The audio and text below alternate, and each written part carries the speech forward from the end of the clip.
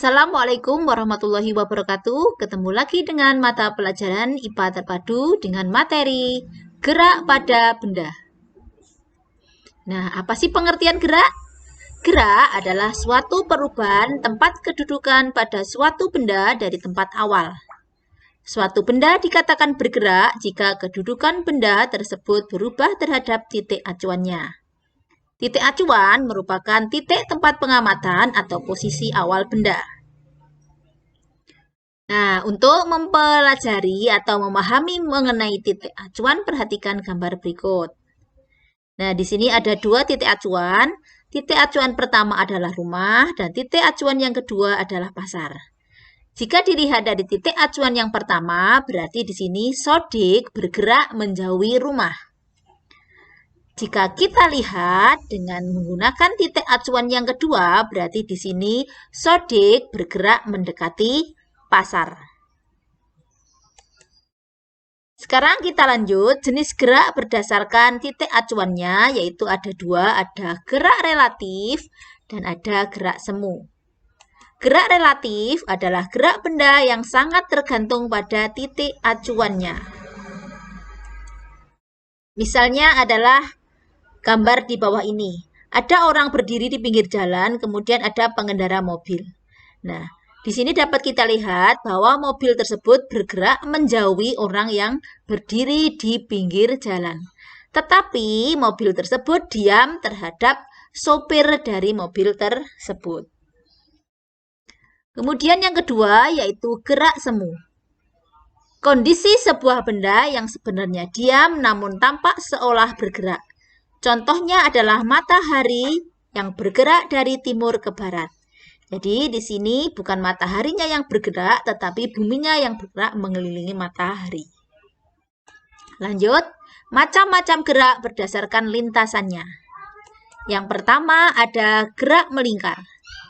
Gerak melingkar adalah gerak suatu benda yang lintasannya berupa lingkaran. Contohnya adalah gerak pada jarum jam di bawah ini. Gerak yang kedua yaitu gerak parabola. Gerak yang lintasannya melengkung. Misalnya adalah ketika anak menendang bola melambung ke atas seperti contoh. Yang ketiga adalah gerak lurus, yaitu gerak suatu benda yang lintasannya berupa garis lurus. Misalnya adalah gerak buah jatuh dari pohonnya. Yang akan kita bahas kali ini adalah tentang gerak lurus. Gerak lurus ada dua, yaitu ada gerak lurus beraturan atau GLB. Yang kedua yaitu gerak lurus berubah beraturan atau GLBB. Gerak lurus beraturan atau GLB, yaitu gerak suatu benda yang lintasannya lurus, kemudian kecepatannya tetap atau tidak berubah. Nah, maksudnya ini adalah kecepatannya tetap bahwa dari awal kecepatannya sampai akhir itu tetap tidak berubah. Sehingga karena dari awal sampai akhir kecepatannya tetap atau tidak berubah, pada GLB nilai percepatannya adalah 0. Besaran yang terkait dengan gerak lurus suatu benda yaitu yang pertama tentang jarak dan perpindahan. Jarak adalah total panjang lintasan tempuh suatu benda pada selang waktu tertentu. Jarak termasuk besaran skalar yang berarti memiliki nilai. Sedangkan perpindahan adalah perubahan posisi suatu benda. Perpindahan merupakan besaran vektor, besaran yang mempunyai besar dan arah. Arah perpindahan dapat dinyatakan dengan arah mata angin, utara, timur, selatan, barat, dan lain-lain. Atau menggunakan kata ke kiri, ke kanan, atau ke atas, atau ke bawah. Contoh soal. Perhatikan gambar berikut. Di situ ada mobil yang sedang bergerak. Kita perhatikan bahwa mobil tersebut bergerak dari titik A menuju titik B, kemudian C, kemudian kembali lagi ke B. Nah, dari sini kita bisa menghitung jarak yang ditempuh mobil tersebut.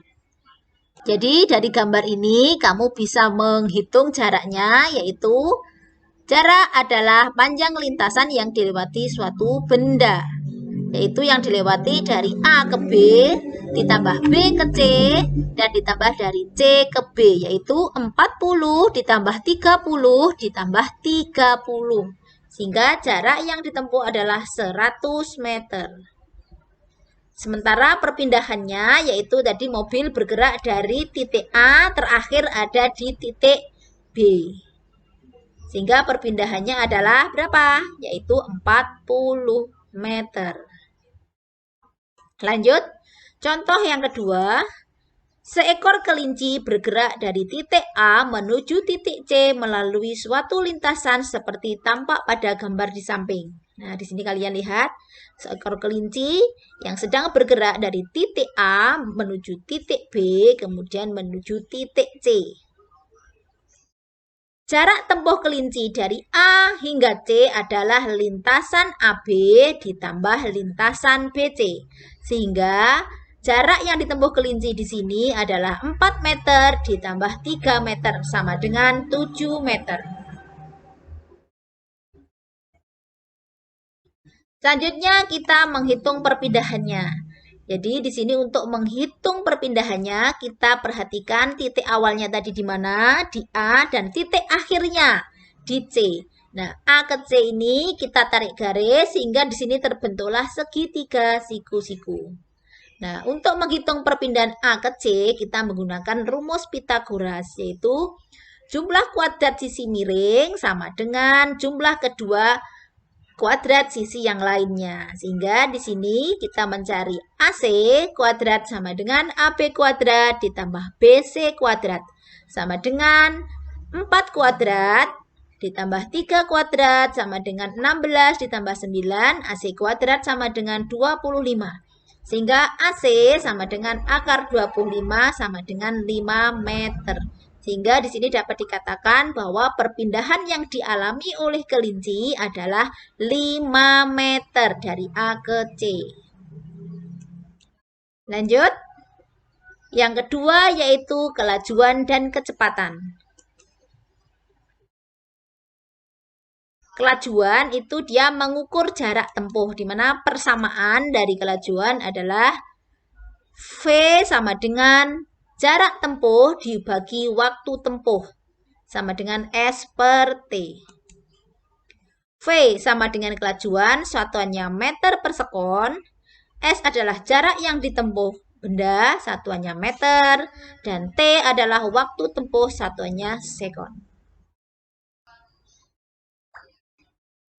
Kemudian kecepatan, yaitu kecepatan ini mengukur perpindahan. Persamaannya adalah kecepatan atau V sama dengan perpindahan benda dibagi waktu tempuh sama dengan S per T. Di mana V-nya itu adalah kecepatan meter per sekon, S adalah perpindahan benda satuannya meter, dan T adalah waktu tempuh satuannya sekon. Contohnya, seorang pengendara mobil berkendara selama 40 sekon sepanjang lintasan lurus dengan jarak 200 meter. Berapakah kecepatan dari atlet sepeda tersebut? Nah, di sini untuk mengerjakan fisika kita cari apa yang diketahui dari soal tersebut. Yang pertama di sini kita cari angka-angkanya. Di sini ada angka 40, satuannya sekon. Berarti ini adalah diketahui sebagai T-nya, T 40 sekon. Kemudian di sini ada angka 200, satuannya meter. Yang satuannya meter itu adalah jarak. Berarti S sama dengan 200 meter. Kemudian yang ditanyakan apa? Yaitu berapakah kecepatan. Jadi kecepatan itu adalah V. Di mana kecepatan rumusnya adalah V sama dengan S per T. Sehingga di sini kita masukkan ke rumus. S-nya 200. T-nya 40, sehingga 200 meter dibagi 40 sama dengan 5 meter per sekon. Contoh yang kedua yaitu mobil minibus bergerak pada lintasan lurus di jalan tol pada kecepatan konstan 54 km per jam. Berapa meter perpindahan minibus setelah bergerak selama 1 menit? Nah, di sini yang diketahui terlebih dahulu adalah kecepatan, yaitu 54 km per jam. V sama dengan 54 km per jam. Ini kita langsung rubah menjadi 15 meter per sekon. Kemudian di sini diketahui waktunya adalah 1 menit.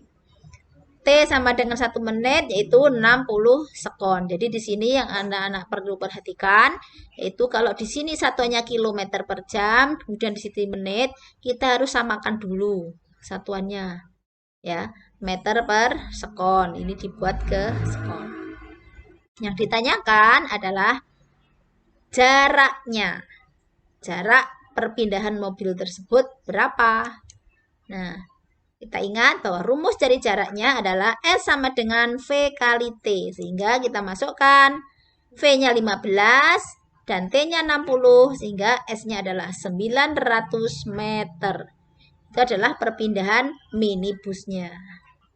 Pada kehidupan sehari-hari, contoh GLB itu dapat kita jumpai pada gerak kereta api di lintasan lurus yang melaju dengan kecepatan konstan seperti gambar berikut. Selanjutnya tentang grafik gerak lurus beraturan. Di sini ada grafik V terhadap T dan grafik S terhadap T. Di mana untuk grafik V terhadap T ini berupa garis lurus, kecepatannya tetap. Kemudian ini adalah grafik S terhadap T, yang bentuk garis lurus ke atas. Selanjutnya, ciri-ciri sebuah benda mengalami GLB. Jadi, sebuah benda itu bisa dikatakan mengalami GLB jika punya ciri-ciri yang pertama, berada pada sebuah lintasan yang berupa garis lurus atau masih dapat dianggap sebagai lintasan yang lurus. Kemudian, kecepatan benda tetap atau konstan, kemudian tidak mempunyai percepatan atau A-nya sama dengan 0, pada kecepatan berbanding lurus dengan perpindahan dan berbanding terbalik dengan waktu. Lanjut ke gerak lurus berubah beraturan atau GLBB. GLBB itu adalah gerak suatu benda yang lintasannya lurus, kemudian kecepatannya berubah secara beraturan. Kemudian karena dia berubah secara beraturan, pada GLBB ini memiliki percepatan yaitu percepatannya tetap. Percepatan atau akselerasi atau A adalah perubahan kelajuan setiap satu satuan waktu. Dan benda dikatakan bergerak dipercepat jika kelajuan benda bertambah selama bergerak. Benda dikatakan bergerak diperlambat jika kelajuan benda berkurang selama bergerak. Lanjut ke persamaan matematis untuk GLBB adalah VT sama dengan V0 plus A dikali T. VT kuadrat sama dengan V0 kuadrat ditambah 2 kali A kali S. Sehingga S sama dengan V0T ditambah setengah AT kuadrat. Di mana S itu adalah jarak satuannya meter, V0 adalah kecepatan awal atau mula-mula satuannya meter per sekon, VT adalah kecepatan akhir satuannya meter per sekon, dan A adalah percepatan satuannya meter per sekon kuadrat. Kemudian untuk menghitung percepatan itu persamaannya dengan menggunakan rumus A sama dengan perubahan kelajuan dibagi perubahan waktu. Sama dengan VT dikurangi V0 per T1 dikurangi T0 sama dengan delta V per delta T. A adalah percepatan, satuannya meter per sekon kuadrat. VT adalah kecepatan akhir, satuannya meter per sekon. V0 kecepatan awal, satuannya meter per sekon. T1 adalah waktu akhir, satuannya sekon. T0 adalah waktu awal, satuannya sekon. Delta V adalah perubahan kecepatan, satuannya meter per sekon. Dan delta T adalah selang waktu, satuannya adalah sekon.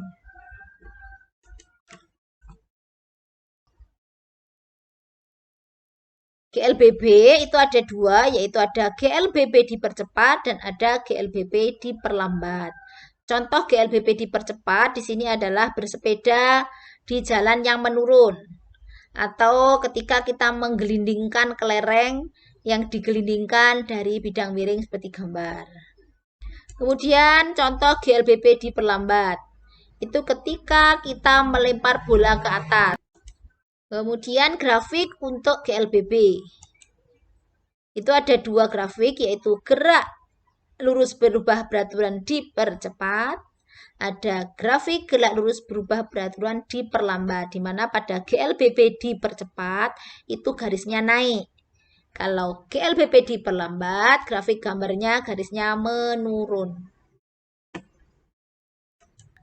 Contoh, sebuah mobil bergerak dari keadaan diam, kemudian mendapatkan percepatan tetap 6 meter per sekon kuadrat. Tentukan jarak yang ditempuh mobil setelah 7 sekon. Nah, di sini kita ketahui apa dulu? Yaitu V0-nya 0 meter per sekon, karena di sini tidak dikatakan, tidak diketahui dari keadaan diam ya. Jadi di sini yang diketahui adalah mobil bergerak dari keadaan diam. Jadi keadaan diam itu V0-nya adalah 0 meter per sekon. Kemudian percepatannya adalah 6 meter per sekon kuadrat. Kemudian diketahui T-nya adalah 7 sekon. Yang ditanyakan jarak yang ditempuh mobil tersebut berapa? Kita kembali ke rumus tadi, bahwa rumusnya adalah S sama dengan V0T ditambah setengah AT kuadrat. V0-nya adalah 0, T-nya adalah 7, ditambah setengah, A-nya 6, dan T-nya adalah 7 kuadrat, sehingga diperoleh di sini S-nya atau jaraknya adalah 147 meter. Contoh yang kedua, sebuah sepeda motor dari keadaan diam kemudian bergerak sehingga setelah 25 sekon kelajuannya menjadi 72 km per jam, maka percepatan sepeda motor itu adalah berapa? Nah, diketahui dulu T-nya adalah 25 sekon. Dan VT, kecepatan akhirnya adalah 72 km per jam. Nah, di sini sekon, di sini kilometer per jam. Jadi kita harus menyamakan penyebutnya dulu menjadi sekon ya, di sini jam. Kilometernya menjadi meter, yaitu 72.000 meter dibagi 3.600 sekon sama dengan 20 meter per sekon. Yang ditanyakan adalah percepatan atau A-nya berapa? Nah, rumusnya adalah A sama dengan delta V per delta T sama dengan V1 dikurangi V0 dibagi T1 dikurangi T0. Sama dengan 20 dikurangi 0 dibagi 25 dikurangi 0 sama dengan 0,8 meter per sekon kuadrat. Jadi di sini percepatannya adalah 0,8 meter per sekon kuadrat. Sekarang lanjut cara membaca ticker timer dan tetesan oli. Yang pertama di sini ada gambar ticker timer, misalkan benda bergerak ke arah kanan. Karena benda bergerak ke arah kanan, sehingga di sini nanti kita membacanya dari kanan ke kiri, dari kanan ke kiri. Yang pertama yaitu gerak lurus beraturan. Dari kanan ke kiri, kalau kita lihat titik-titik dari gambar ini adalah jaraknya tetap. Karena jaraknya tetap sehingga di sini dikatakan GLB. Kemudian yang kedua, kalau kita baca dari kanan ke kiri, ini adalah titik-titiknya dari rapat menjadi renggang. Artinya kalau semakin renggang, maka kecepatan benda semakin cepat sehingga menandakan GLBB dipercepat. Kemudian yang ketiga, kita lihat gambarnya, kita baca dari kanan ke kiri, dari renggang ke rapat. Dari kanan menuju kiri, titik-titik pada ticker timer semakin rapat, yang artinya kecepatan benda semakin menurun. Hal ini menandakan mobil tersebut bergerak dengan pola GLBB diperlambat. Kemudian gambar kedua, ini cara membaca ticker timer dengan arah gerak benda yaitu ke kiri. Karena dia bergerak ke kiri, sehingga di sini kita membacanya juga dari arah kiri ke kanan. Yang pertama adalah kiri kanan. Ini jaraknya tetap sehingga dikatakan sebagai GLB. Kemudian yang kedua, dari kiri ke kanan ini dari renggang menuju rapat titik-titiknya. Sehingga dari arah kiri titik-titik pada pita tikar timer dari renggang semakin rapat yang menandakan kecepatan benda semakin lambat sehingga dinamakan GLBB diperlambat. Kemudian dari gambar ketiga ini kita baca dari kiri ke kanan. Titik-titiknya dari rapat ke renggang. Berarti mobil bergerak dengan kecepatan semakin cepat yang dinamakan GLBB dipercepat. Kemudian cara membaca tetesan oli. Jadi kalau untuk tetesan oli ini membacanya searah dengan gerak benda. Yang pertama GLB ini yaitu benda bergerak dengan kecepatan tetap atau konstan. Sehingga tetesan olinya sama. Kemudian yang kedua, GLBB diperlambat, yaitu kita bacanya searah dengan gerak mobil, yaitu dari renggang titik-titiknya, kemudian rapat titik-titiknya. Sehingga di sini dikatakan mobil melaju semakin pelan, sehingga dinamakan GLBB diperlambat. Yang ketiga, titik-titiknya dari rapat ke renggang. Sehingga artinya mobil melaju semakin cepat sehingga dinamakan GLBB dipercepat. Nah, demikian tadi materi kita tentang gerak pada benda. Mudah-mudahan bermanfaat dan selamat belajar di rumah. Tetap semangat. Terima kasih. Assalamualaikum warahmatullahi wabarakatuh.